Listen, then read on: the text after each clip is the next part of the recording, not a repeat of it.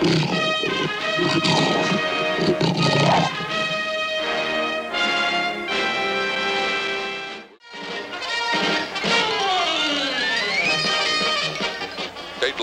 Churchill Downs. The most disastrous Kentucky Derby in history, and the last time apprentice jockeys will ever be allowed to participate. The incompetent fools made a shambles of this racing classic.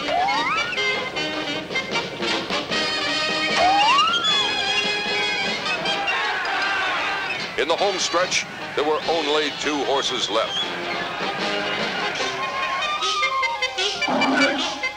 The owner of the winning horse had his afternoon totally ruined when he was dragged to death before 100,000 cheering fans.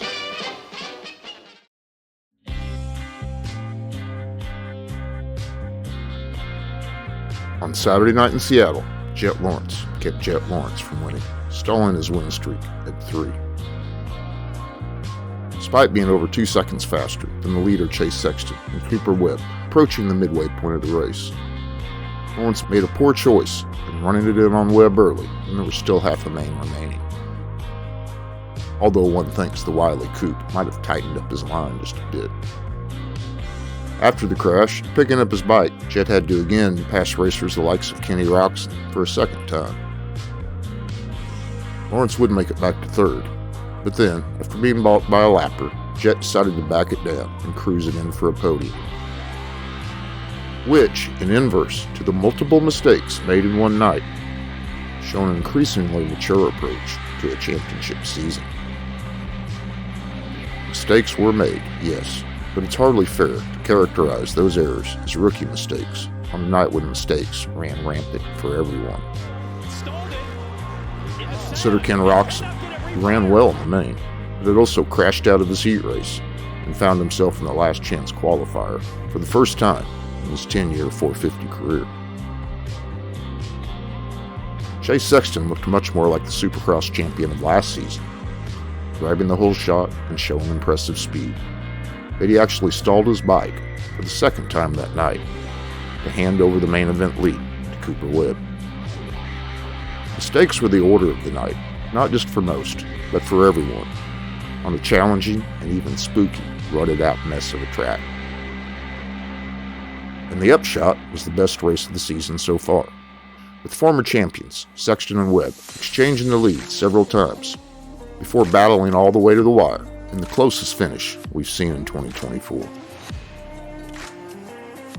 The race breathes new life into a championship challenge that seemed to be on life support, with Sexton rejoining Webb as one of only 2 riders within a full race's striking distance to Lawrence.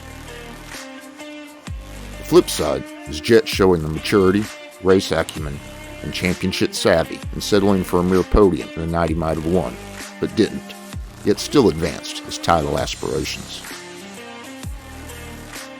So Cooper and Sexton keep their title hopes, however faint, alive. And what of Eli Tomac? Quick in qualifying, competitive in his heat, but an absolute non-factor in the main event. 2-time champion, solidified outward and possibly inward impressions that this is in fact his curtain call. One begins to think that his home race in Denver might be his last and only shot at getting another Supercross win. Now 40 points in arrears in 5th place, championship hopes are out of the question.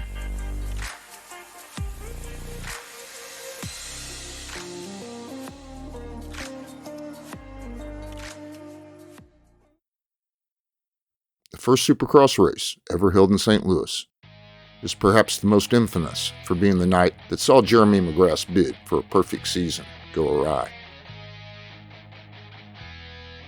On April 27, 1996, Kawasaki's Jeff Endig spoiled McGrath's win streak in the then-new Trans World Dome. McGrath had won all 13 races coming into the inaugural St. Louis race. The newly built dome had only been open for 5 months, and parts of it were still under construction. And you know who's sitting on the right. Okay, you know where you got to be when the gates are off. Forget about the heat race. You need a whole shot, 4 laps of your race, and then you'll be out front. You can do whatever you want then. All right? Hammer on these guys. 20 laps this time. Both McGrath and his mechanic of the day, Skip Norfolk, point to various distractions throughout the day, as the promoters demanded much of Jeremy's time for local sponsors and media. Nobody's expecting anything to happen in that corner. You can make it happen there if it's necessary. Excellent motocross journalist Brett Smith wrote an account of that day, which can be read at wewentfast.com, and that I highly recommend. It'll be linked in the description. For those of us that were actually there that night, the outcome seemed inexplicable. Getting set for the second to the last Supercross of the year. Can Jeremy McGrath win them all? So we're set. They're revving up. The gate will drop any second. Now it's gone. Jeremy gets a terrible jump out of the gate. Hemming, good jump. Leska, good jump. McGrath is about in 10th position. Then Jeremy McGrath is already in 5th position. And look how smart Jeremy is. Up the inside to the whoops. Already around LaRocco. He's in what? 4th, maybe 5th. I can't believe what this guy can do in so much traffic. Hemming, Lawrence, LaRocco, and then Jeremy McGrath, Ezra Lusk, Michael Craig, and Jimmy Button. And meanwhile, Emick is still out front. Jeremy McGrath has been in this position before at different tracks with 3 riders in front of him. But he's always been able to get the break, the right move at the right time. LaRocco just won't let him take it. Oh, we've got a great one on our hands. Could this be the moment that Jeremy McGrath's tremendous win string of 13 in a row is broken? A 1-2-3 battle in our 250 main with a streak, one of the greatest in sports history, on the line. Watch Jeremy. He'll go to the outside, get a burst of speed coming off the corner. And he cuts in front of LaRocco. Jeremy McGrath brings the crowd to their feet. Holy mackerel. We're St. Louis, aren't we? I can say that. Harry Carey. Look at LaRocco. He's got an excellent line coming off of that section. He gets Jeremy back briefly. Bar to bar. McGrath takes the advantage in the triple. LaRocco. He gets the black pass. Oh, what great infighting. That's what it's going to take. The guy that wants it the most right now is the guy that's going to win this race. McGrath is pulling up close once again. Right. Well, Emick is making it difficult for LaRocco to get around. LaRocco, though, up the inside again. Now Emick, LaRocco bumps and comes off the bike. Jeremy McGrath leaps by him. What a save by LaRocco, but now Jeremy's around him. This late in the race, he's never been out of the lead. Well, this is history right here. Could this be the evening that Emick holds on to it all? Just White Emick. flag lap. 1 lap to go. Can Emick do it? He's got a good, comfortable lead right now. Unless Jeremy can stay closer than this, Emick's got the composure to hold on to it. Emick is 1 win in Supercross history. Was Las Vegas. McGrath was not in the field. Jeremy just had lost a little bit of time, but he jumped that section that LaRocco was doing, made it back up. Watch him through the whoops up the inside. Emick doing a good job through the whoops. I think the key might be that final corner where Jeremy got around Lawrence for the heat race. I'll tell you, the fans are all out of their seats with good reason. Emick leading Jeremy McGrath in the final lap. Here's the second to the last turn. Emick, flawless. McGrath is not close enough to make a move on the final turn. It is Jeff Emick. I don't believe it, Art. I don't think Emick does either. He jumped about 10 feet past the landing of that finish line jump, hands in the air.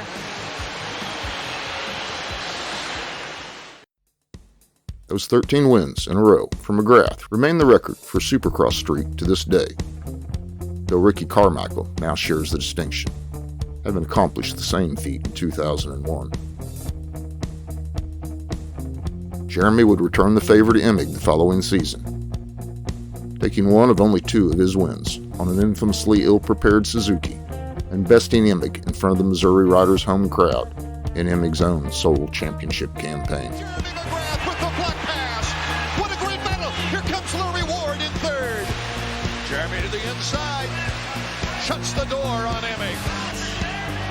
Jeremy McGrath, his 2nd win of the year.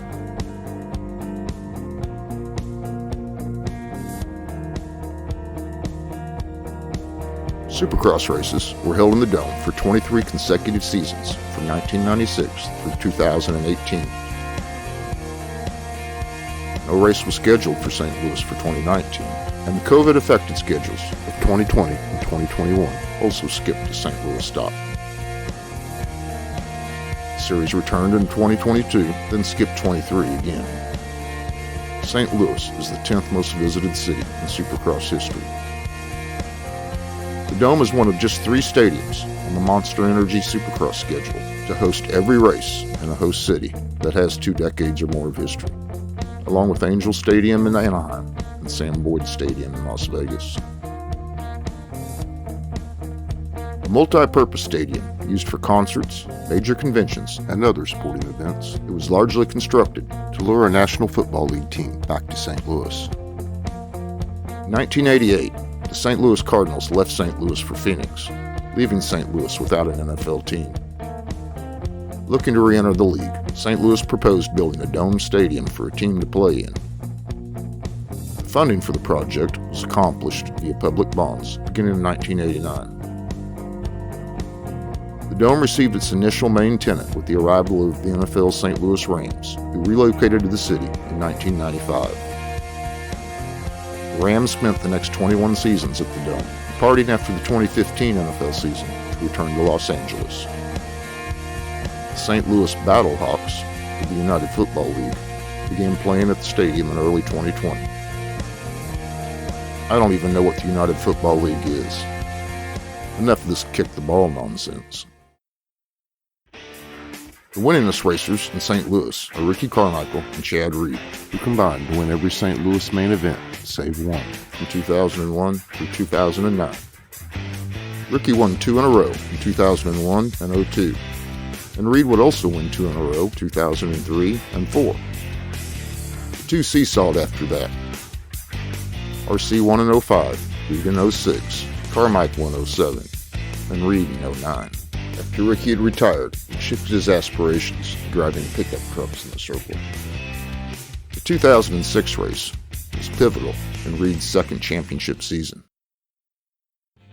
Carmichael and James Stewart had battled throughout that year's campaign and pulled a gap on Reed in the races and the points. That night in St. Louis, however, would be one of the worst of Ricky's career. First, he had a huge crash in the whoops during his heat race. Ricky Carmichael down hard on the Suzuki. A huge twist of fate here in heat number. Adding insult to injury, Carmichael then crashed in the first turn of the main, and when he got up, the shock spring was broken, and he had no choice but to roll back to the pits.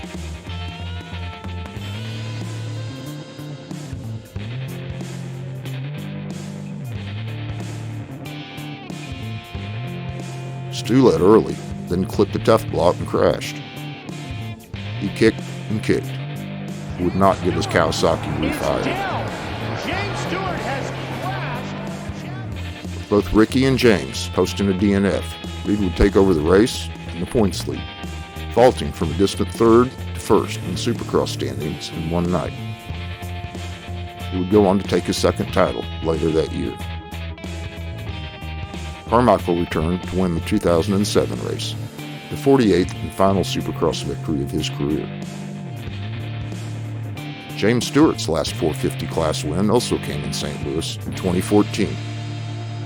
It was his milestone 50th career win. As pivotal as that race in St. Louis was for Reed's second championship, the series stop in 2010 changed the trajectory of another rookie season. Dungey's first St. Louis win was a night nearly as infamous as Emig besting McGrath, as that was the race that ended then series leader Ryan Villopoto's season. Villopoto made a risky inside pass attempt on Dungey, and the end result is that both Ryans went down. Andrew Short shot into the lead right as Villo and Dunge got going again. Both went by Short, and then the battle at the front resumed in earnest. But the track had begun to break down badly, with ruts reaching through the dirt and onto the plywood beneath. That turned out to be Villopoto's undoing, both for the night and the remainder of 2010. RV hit a plywood patch, spun, lost momentum, and came up short on a huge combination.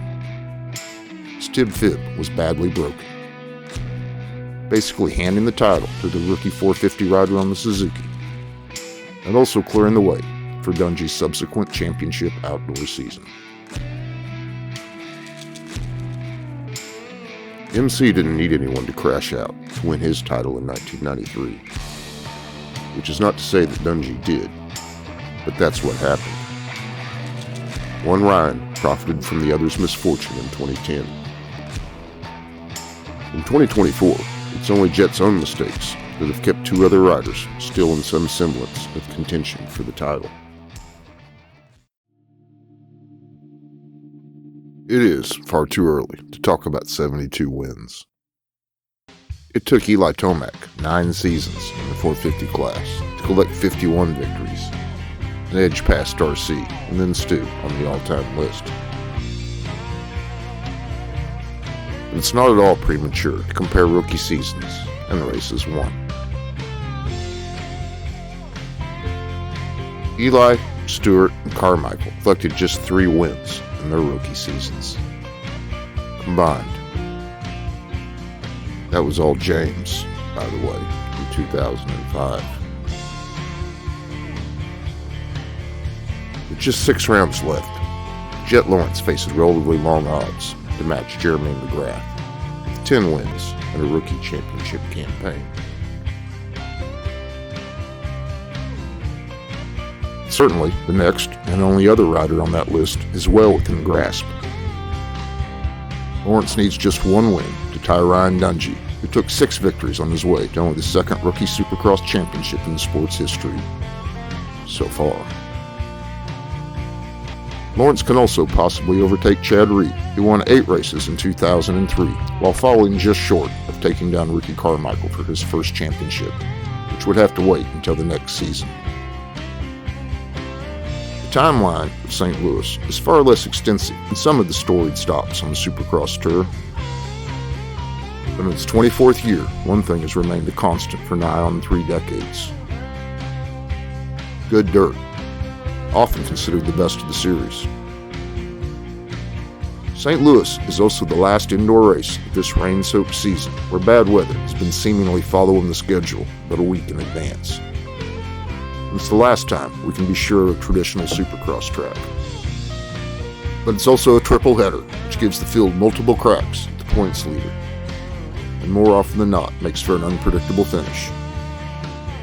And coming off the best race of the season so far, some can again hope that somehow, some way, on some night, someone other than Jet can win. Lawrence would have to win 5 of the 6 remaining races to tie, and run the table to better the king of Supercross in his first season. That's not out of the question. But Seattle does give hope that former champions, Webb and Sexton, can continue to make Saturdays at least occasionally difficult for Jet and much more interesting for the fans in the stands. And hey, if you like this video, like this video. But what I would really appreciate is a click on that old subscribe button. That would be great. Meanwhile, thanks for watching this. Yeah, man, arm's about as hard as morning wood right now.